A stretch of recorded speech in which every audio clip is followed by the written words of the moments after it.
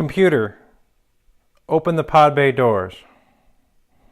I'm sorry, Dave. I'm afraid I can't do that. I'm not Hal and we're not in space. Welcome to Pinball Mayhem. Today I want to show you a couple decorations and Echo Dot mounts I made for my arcade game room. HAL 9000, or Computer Alexa 9000, is my favorite one. I 3D printed this. Let me show you a little bit the details. It's the frames are 3D printed. This is I'll show you a little bit of the back where I printed two frames, and the first one has been fill primed and sanded a few times, rub and buff, and turned out all right. I mean, I could have done some more work to make it smoother, but I'm real happy with the way it turned out. The back frame is just 3D printed, glued together. I didn't finish that. I kind of like the contrast between the two. There's the socket, which I merged with the ring, and the grill I printed to match. And this, rather than the download, it says to use the plastic kits where you print them and glue them together, then sand them and grain them. I went with 1/8 inch thick plywood from the hobby store. So it's a hobby plywood, so it's real thin, and I didn't sand it much. I left the grain to give that brushed aluminum look like it's supposed to have. And the sticker, actually, I was ordering a control panel overlay, and I asked the company to spend a little extra and see if they could print me some stickers. So it does have that matte finish look because it's that that low textured control panel overlay, and the colors came out real well. I got a 25-foot cable that is the power cable, and I ran this through a flexible conduit I had in the wall. This was originally going to be for a phone or something, and luckily it was 25 feet, and so there's no visible cables. For the mount, I just used a single screw to my rough end box and cut a triangle about 3.5 inches tall. I bent the corners in so that it wouldn't rotate. Washer and a 632 screw, and just kind of bent it out so it's hanging on. This is not solid glued on because I had the paint. I didn't want too much of the super glue coming through and taking off my silver rub and buff, because to redo it I'd get it on the back. So this, I have it resting on the actual front frame where the weight is, because the back one's just held on lightly, and sits really nice. The other Alexa mount I have is, Alexa, what time is it? It's 4 p.m. This is a drive-in movie theater speaker, and this is going to go into my garage I'm going to plug it into the stereo. I have it so the buttons could be accessible by like a wooden doll or something from the front. You can see it.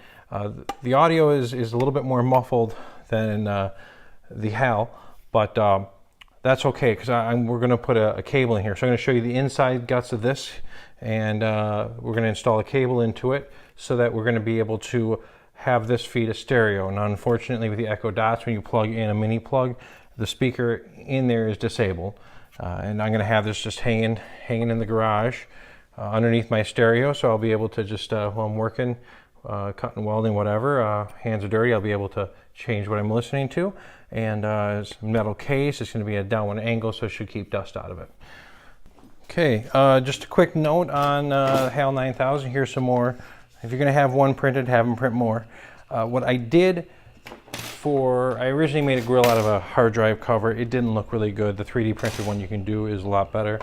This is a partially printed mount that I had to stop because it took a lot of time. As you can see, it has the vent holes, the cutout for the power, and the mini plug. I saved this around because it does still fit. Maybe if I need to use one in my shop where I don't really care that it's not finished. What I did for lining up the hole in the plywood is I printed part of the lower, and you see these little notches here. That means that's the part that lines up with the other one. What they do is they use a leftover filament as your dowel, so you don't have to search for anything to use. He had it sized correctly. So the HAL 9000 downloaded from Thingiverse was made by Concentrix. The grill, Mab02. The socket was redone by Camofo and originally done by CPT Skippy. And the ring doesn't actually pass through the HALexa. So I had to use some software to merge the two together so that they would print as one. The ring goes in from the back side of this, so you sand that. But also a friend of mine who does 3D printing helped me with the model and shaved this down to like 84 millimeter hole. Just made it a little bit bigger so that when I merged it, it wouldn't I wouldn't have to sit there and sand it out and make it look bad. So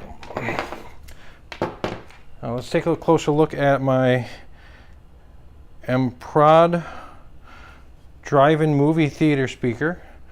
This is original potentiometer still in there. It's in pretty nice shape. I don't know this.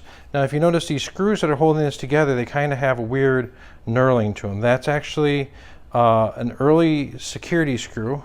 It's called a Gullmite. And they can be found on Maytag dryers. Uh-oh, I got these too tight. Maytag dryers, ballet skill rolls. I'm just very carefully grabbing those. Try not to mar them up too much. Crown buses. They are not very common. They actually do make special drivers for them. I believe lamps also use those. Probably in the arcade world you'll run into them ballet skill rolls.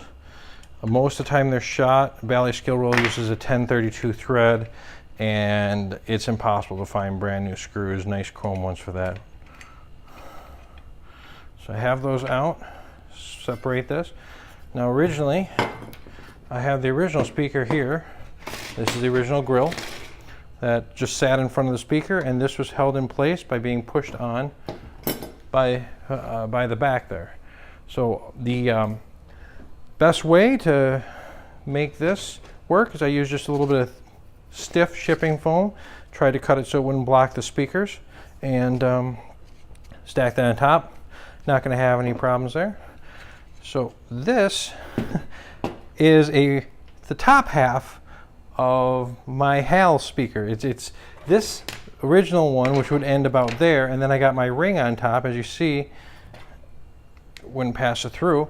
But I'm sitting there, and wife had an idea, hey, why don't you try putting one in here? And I took that ring, and it's a perfect fit.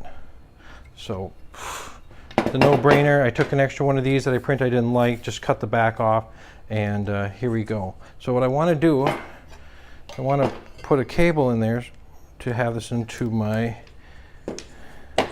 so I can plug it into my stereo, and I wanted to make it look like one cable. So if somebody comes over to my garage, I want them to look at it and be like, oh, that's just a decoration, and really it's not. See if this works.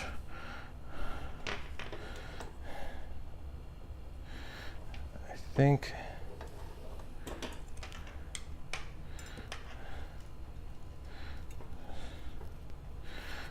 working with this this stuff is kind of a little difficult sometimes. See, do I have to feed them both through at the same time? It'll fit them.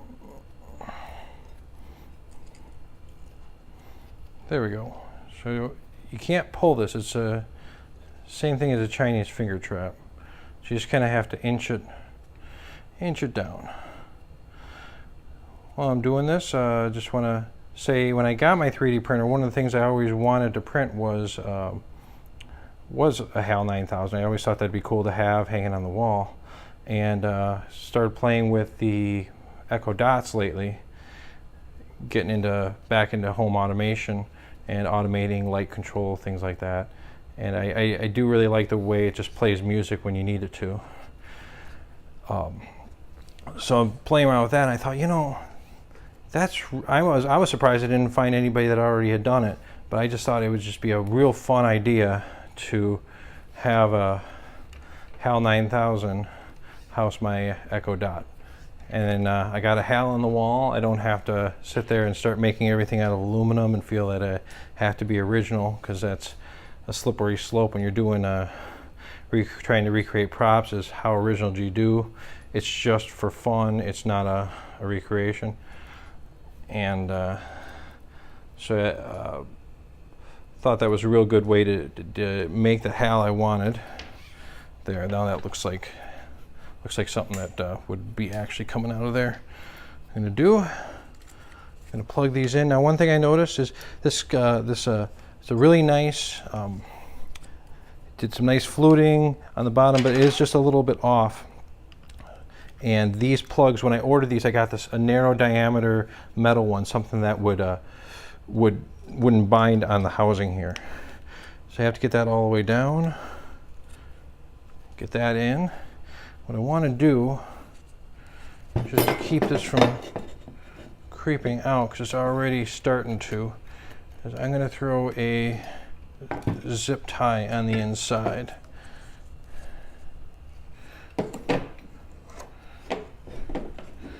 Just to keep that from fraying any more than it already is.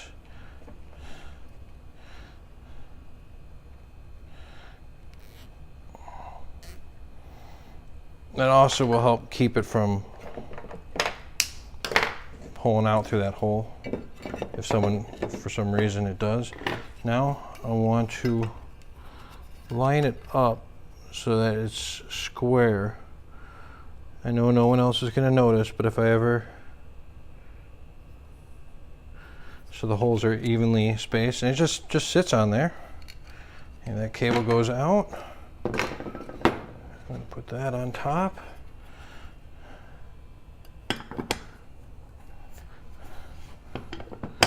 Now, this isn't going to an actual drive-in movie, so I don't have to crank these down.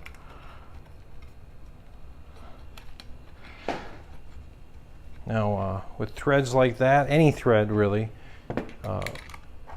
if you don't find the thread, you can go backwards till you feel it click. And that means you found the thread. You don't want to cut new threads if you don't have to.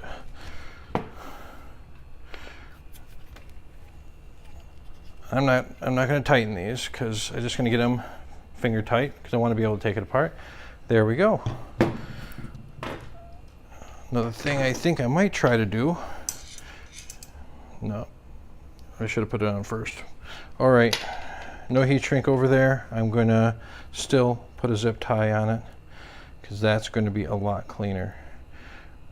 Another question someone might ask is, why do I not go to RCA plugs over here? Because I don't know how long I want to go. And the short mini plug went onto Amazon and ordered an extension. That way I'm flexible. So there is my drive-in movie theater speaker with a Echo Dot in it, and my HAL. Showed you a few tips and tricks. If you've enjoyed this video, make sure you subscribe and check out our other videos on Pinball Mayhem. Thank you very much. Computer, open the pod bay doors.